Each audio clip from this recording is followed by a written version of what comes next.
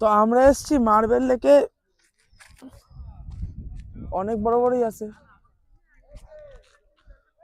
অনেক বড় বড় আছে।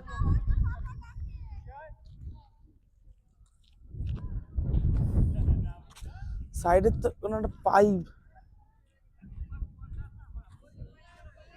ওটা পাইপের থেকে মনে হয় জলগুলো ঢালছে কেন বুঝলে, ওই পাইপের থেকে শুক্রজমি তো জল ঢেলেছে পাইপের থেকে। এখান থেকে মনে ওই সাইডে যাও, ওই তো ওই সাইডে ঢালু জমি, ওই দেখো ওখানে গিয়ে দেখে এসো। আজ যাও ওখানে গিয়ে জল ধরো, যাও।